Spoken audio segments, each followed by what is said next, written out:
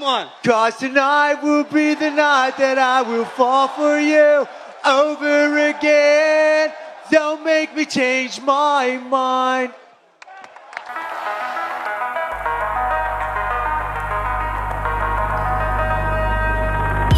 All right, welcome back to another edition of Pure Picks. Back here for the next UFC 328. Got my man Top G right here, Gerard. What you been up to, man? Man, I'm doing great right now. Can't wait for this next card. And we're in the green last week, so I'm ready to keep it moving. Yeah, man. Huge shout out to Gerard, who pushed a couple of videos last week. You know, he was on top of the game, giving guys good content. Let's just recap what happened at UFC Perth. Very strange day and timing for US fans. So I'll be honest, I didn't catch all of it. I think I stayed up until, what's this guy's name? Brando knocked him out, and I felt like we're in a good spot. So then I went to sleep afterwards, and I just knew Protest was going to win. So I woke up feeling great.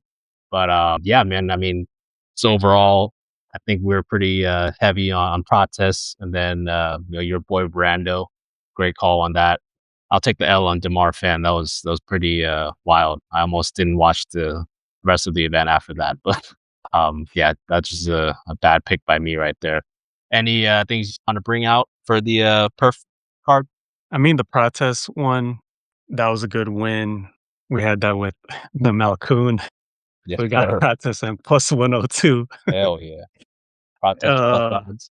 Yeah, I mean, we were really confident in Protest. I guess we just should have added a little bit more Protest. I think that's the only gripe that I have with the last card we had. But other than that, a lot of wins, a lot of dubs. So I'm excited for the next one. Yep. Yeah, up 2.1 units. Let's try to keep the train rolling. Got this fight card for this week. You know, obviously Gerard already shared his thoughts with some early predictions and whatnot. I think it's going to be a banger card. I mean, I'm definitely going to watch it. I know Gerard, he's going to be there in person. So this is something that we're definitely super excited about. I already watched your video. So, you know, definitely some cool insights. Just wondering if there's anything that, you know, we need to look out for in terms of best bets. Yeah, I'll leave it up to you in terms of what you want to talk about first. So for this card, usually main cards, numbered cards, they usually have usually there's a lot of value in the lower cards, like the early prelims and prelims on a card like this, where sometimes it could be top heavy. But I'm going to start it off with my best bet is actually a parlay, and all of it is in the prelims. One is in the first fight. So I have a 2-leg parlay, first fight of the night, Jose Ochoa, and I think he's like at minus 175 right now. And I have him with the second leg, Pat Sabatini, at minus 190. So if that cashes early in the card, you can already have some extra juice to continue watching, maybe even bet some more. But that's my best bet, my best 2-leg parlay right there. For sure, man. Yeah, my computer's running into some technical difficulties right now. But what was the odds on that parlay? Ochoa is minus 175. And let me see, Pat Sabatini, he's minus 220 right now. All right. So it's plus 129 off of Bet Online here. It's not loading right now, but I pulled up another page. That's plus 129, 2-leg parlay. I think I'm on you on Ochoa. I actually do like the value there. What's your thought process on Sabatini at minus 220? So for Sabatini, he's been on a winning streak so far, especially in his last fight, the Chepe Mariscal. That one I actually had Chepe in that one, but I didn't bet that fight because I was a little scared of Pat Sabatini. He might pull off something off like a submission and his grappling, which he was able to get done, where we saw him continuously take down and grind out a win against Chepe, who I am high on.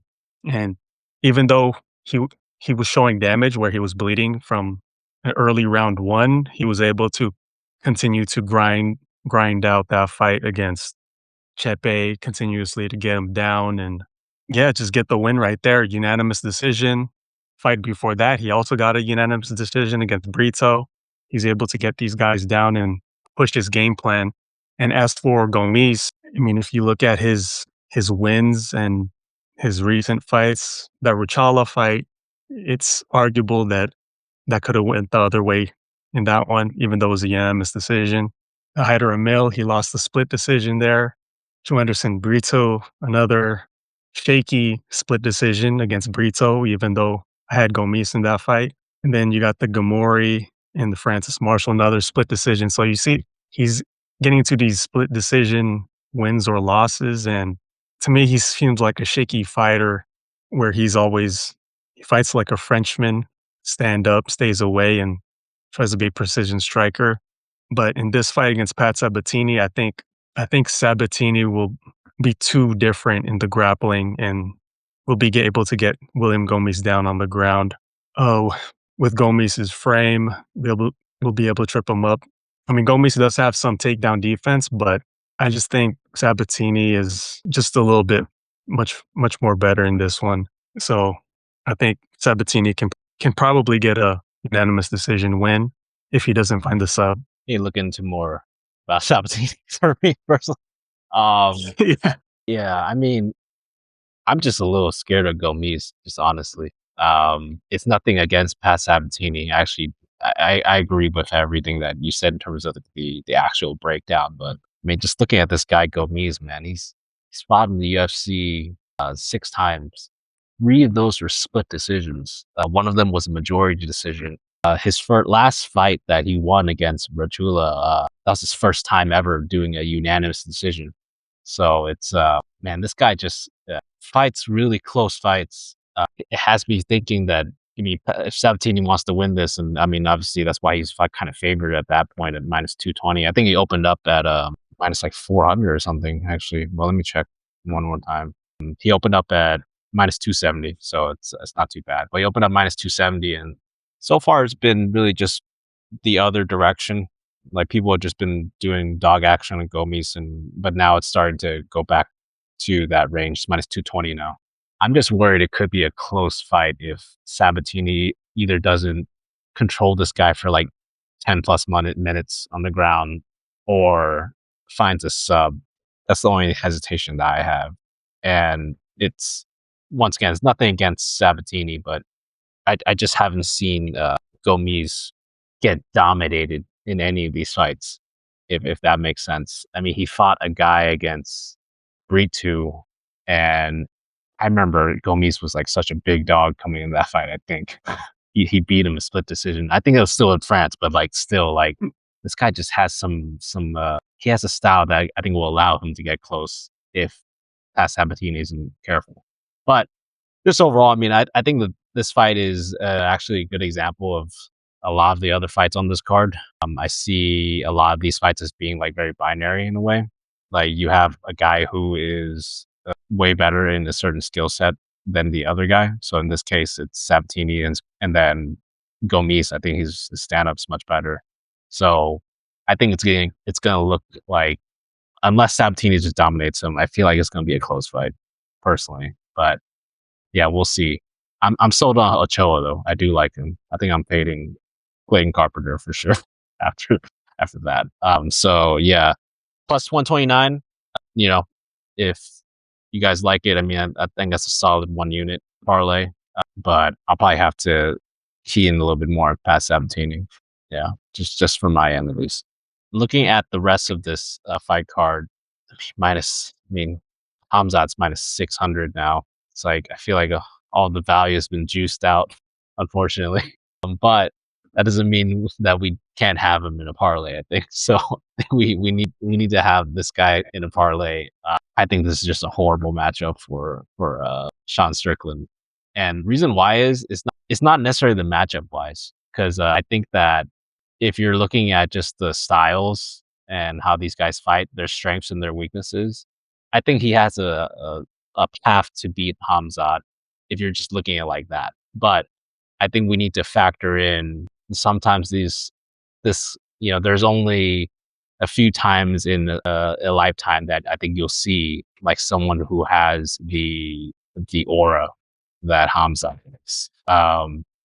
We need to talk about like you kind of you know it when you see it, right? It's like Ilya Topuria off Islam Makhachev. Like generally, they might have like one loss in their career at the end of the day, at some point. But these guys are generally undefeated, undisputed, like throughout their career. And when you see a guy like that, you have to just lock in and consider him free money in a lot of these.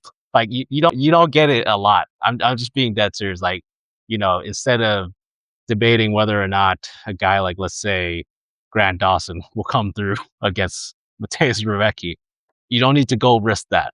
Like, you need to just look at what's gonna happen. You need to see who has the aura, and then you just ride them until they retire. Like, honestly, like it worked well. Could be, I think it's working extremely well with Islam at this point. Other than that one KO loss that he had, right? But like that was just so long ago that he's been on the free money train ever since. I think that Sean Strickland's gonna get submitted here, and it's gonna happen within the first 2 rounds. I think because the way that this guy fights, he is very confident in his own like just grappling and like anti-grappling, right? Like the anti-wrestling, like he's very good at that. I mean, the way that he spars, the way that he fights, he's gonna be ready for it. It's just when he gets taken down, and he will get taken down in this fight fairly early on, I think, because that's just how Khamzat rolls. I mean, look at what he did to Kamaru Usman, who's, I think, a much better fighter than Sean Strickland. Sean's going to be too confident in his own abilities.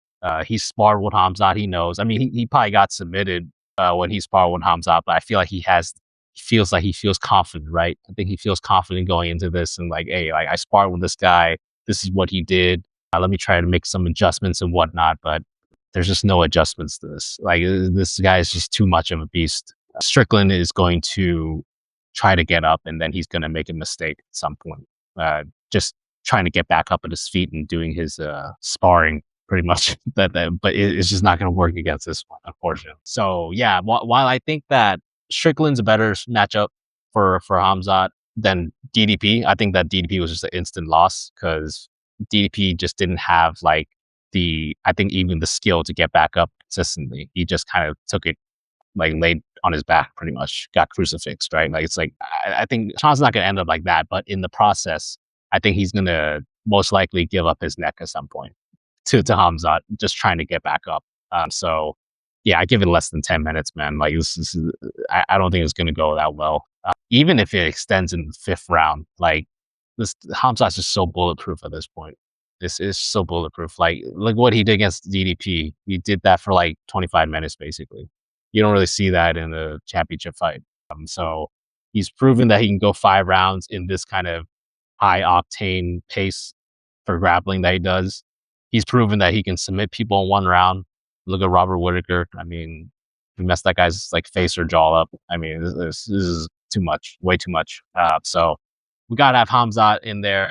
It's all about finding that other leg, right? And it's like at this point, you know, who do you feel confident in, and you can still get that good value, right? You know, for me, I know that you like Waldo Cortes. Like I know you really like him, and he was your pick, but I just cannot ride against Volkov. This guy, if we just look closer into his record, should he not be fighting Alex Pereira? That's just a serious question that I want. Should he have not fought Aspinall for a rematch? I mean, Gone, who knows? I don't know what they're trying to do there. I mean, obviously he's an entertaining fighter. You know, he's a heavyweight, but like, man, we saw what Volkov did to Gone. That's clearly a robbery. Like he should have lost that one. Volkov won that one. That was a robbery. That's why in the second fight they gave him that Almeida fight, because that was a closer fight. But I still would have gave it to Volkov because I just liked how he fought. He fought a better fight than Almeida, right? So this guy just beat like 2 top 5 heavyweights. Now he's fighting against a guy who lost to Sergey Pavlovich. I mean, we just saw like Volkov dispatch Sergey in a fairly easy manner. I know they were training partners, but to me that just seemed like the big bro, like just big broing him, saying I'm a better fighter than you. Like Waldo Cortes, I know he's been on a nice finishing streak. He's knocked out some good competition, but Volkov's been fighting way better competition, man. Like it's like going from fighting the ghost of Derek Lewis, Shamil Gaziev. I mean, we saw. Come on, man. Like I like my boy, I like your boy Brando too, but dude, that guy's is a no for me. I learned my Shamil lesson, so that's a no for me too. The other fight that Acosta, he almost got knocked out himself. Like before the fight stopped, right? So it's like I don't know, man. Like I think he's gonna come in there with some good confidence, and he's gonna get pieced up for 3 rounds. That's personally what I see. So that's my thinking on. I think he's still got he's still here after all of that, because this guy looked a really long career in the UFC. Salsa Boy, I mean, I just haven't seen too many impressive wins. No offense to Salsa Boy, but I know he's coming off 3 straight knockouts. He beat Sergey Spivak. Like this guy almost lost to Andrei Arlovski. I don't know, man. It's a lot of questionable things that I see, but he has been getting better. I'll say that, but I don't think he's on the level of Volkov at this point. If you do that parlay, you get minus 120. I think just looking at think about you get Khamzat minus 120, man. I don't think that's too bad, to be honest. You could even add another leg, and then you can add Ateba in there plus 100 if you want. Why not, dude? That's plus the odds right there. But yeah, that's my thought process on those 2 fights. But what do you think about that? You don't think Cortes could implement some more grappling in this fight if he chose to? Is he a better grappler than Ciryl Gane? That's another question that I have. I feel like Ciryl got some kind of game that it's not that bad actually. I don't know if Ciryl really has grappling like that, but yeah, remember that Rebelis de Spain? Yeah. Versus Waldo? If push comes to shove, Waldo could switch to a grappling and some dirty boxing, I think. Man, I don't think we can compare Despain to Volkov. No offense to Despain. That dude's out of the UFC at this point, man. This guy was having trouble defend takedowns against Austin Lane, dog. I don't know, man. You could say he has nicer strikes. I mean, look at what dude, Volkov. I don't know. I just feel like he's been piecing all these dudes up. It's not that hard, but he got Tai Tuivasa in an Ezekiel choke. It's fucking crazy. I don't know, man. I think he's on the 5-fight winning streak right now. He beat Ciryl Gane. Actually, it's even more. If you take that out, this guy's on 6-fight winning streak. If you take that out, he's only lost to Ciryl Gane twice. One of them was robbery, and then he lost to Aspinall. He knocked out Jair Rosenstrike in 1 round. I don't know. That's just for me. I don't think, to answer your question, man, I don't think if Cortes was actually more of a credential grappler or something, I'll be a little bit more nervous. But how nervous can I be when this guy survived Sheldon Almeida? How nervous can I be in the grappling at this point? I feel like he can survive that. He survived Ciryl Gane. He beat Ciryl Gane. It's a lot of good wins in his belt, man. I'm just looking at Cortez's wins. I just think it's the same, dude. You're not afraid of his fastball? Almeida didn't have that. He didn't have that threat. Man, what about Sergey Pavlovich, dude? He didn't seem that scared of the fastball.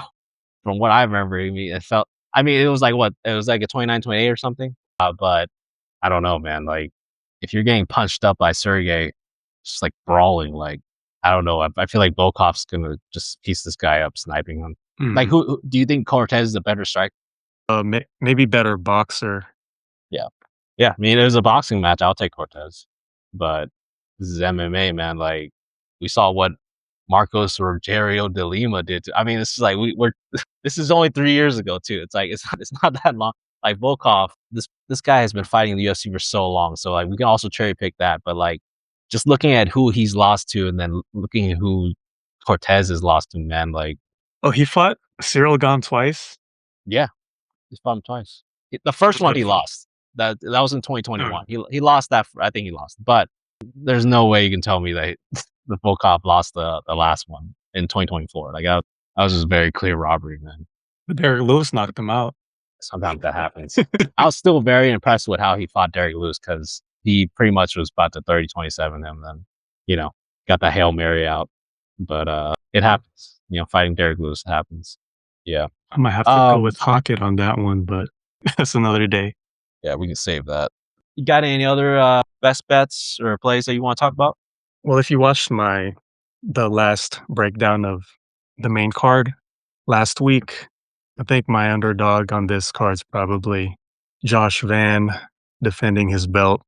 So I think that's the only one possible underdog there that I have on this card. I mean, I feel like I'm just too biased, and I'm not gonna, pick. I'm not gonna pick Taira. I mean, come on now. Rooting for our guy Van for sure. Yeah. So I don't know, man. Like, yeah, biases aside, just so I'll try to be as unbiased as possible when I'm breaking this one down. I am a little scared that it's crazy. I feel like, in a way, Pantoja might have been an easier matchup, I think, for Taira than Taira, because I feel like Taira is more likely to sub Van. I think he's more likely to sub him because he's going to go for the subs more. Pantoja, I mean, he also goes for the subs too, but Pantoja is also a good striker. So I think that there would have been a lot more striking in that matchup, actually, if he didn't break his arm, right? Like, I think there would have been a lot more striking. This one, it's another one of those extremely binary fights because we obviously see that, like, Van's a better striker, Taira's a better grappler. It's just who's going to impose their game plan, their will to succeed. I mean, I love Van. I feel like in the stand-up it's going to be clear, but it's just like, and I know I know Van is also very confident in his grappling in general, defensive grappling. He's gotten better and better.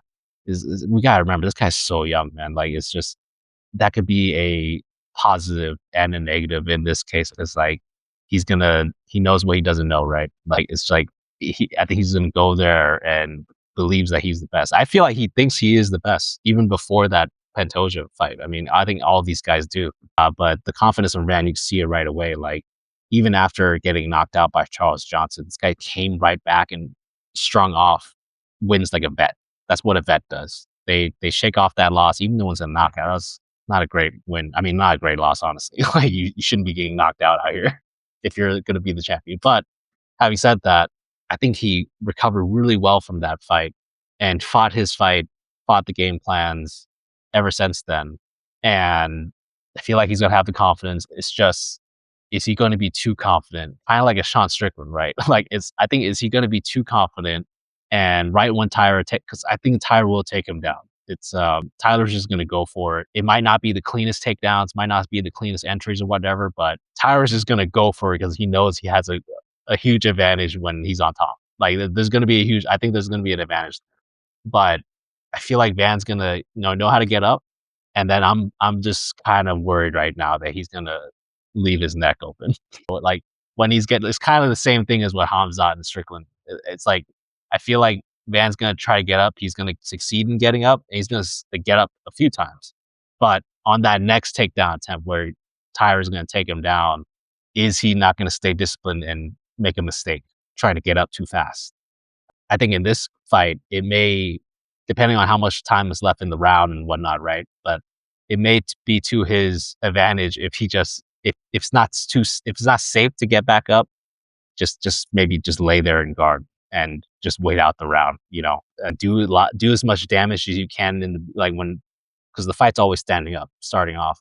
Do as much damage as you can, and then the later rounds, we know what's going to happen. Like, you don't want to see Josh Van in round 4 or 5. That's all I'm saying. It gets it's going to get really dicey for Taira because he's going to be shooting out those legs for 3 rounds or whatever. He's going to have to try to keep the pace. So if I'm Taira, I'm hoping that I can do that for 3 rounds, and then the last 2 rounds just be as safe as possible. Because if he loses one of the rounds to Van in the first 3, it's going to be a little dangerous for Taira. That's all I'll say. In the later rounds. Having said that, I mean, was it plus 145 right now for Taira? I mean, so for Van, I feel like my biasness just wants to go at it. Like, why not? It's why not? Man? It's like, what else are we doing here? It's like, this guy is obviously feel like he's him, man. It's like, there's other people that have aura, right? Feel like he's him. Sometimes it's just destiny. Yeah. I obviously it's very similar vibes to Max Holloway and Charles Oliver. Like it's a lot of similar vibes here, but I don't know. Like I think Van is different odds though, right? Max was like it's literally like the flipped odds, so it's like a flip odds. I would feel more comfortable with Van as a dog. Looking at retrospect, obviously, but like laying fucking a max bet on Max Holloway, but like I think it's a much different price game here, so it's going to be more efficient in terms of like the units down. Like we're obviously not going to do like 6 units Van or whatever, but like I think there's some good value in him as plus odds. Yeah, I'm just super worried though, man. Like, do you what are your thoughts on that? Like, do you think Van's just going to be able to kind of not be in threat of submission and like he's going to be able to overcome that, or like what's your thought on that? I hope that he could, but honestly, I think Taira will be able to get Van down for like one whole round, I think. And then that's where we're going to see if and when he survives, will those takedowns still look easy or not? And I think as the fight goes on, it won't be as easy as round one, I think. And that's where I think Van can just drown him out with his pace and the scrambles and finding counters. And that's where I think he can piece up Taira down the stretch. That's how I see it. For sure. Yeah.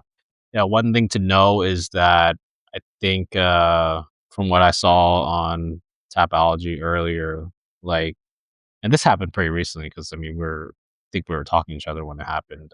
And like, this fight was originally supposed to be in that Miami card with the Yuri card, right? It's supposed to be the co-main event there, and then I think Van like just withdrew. It was on his side from an injury. That was only like a few weeks ago. I kind of wanted to see what happened there.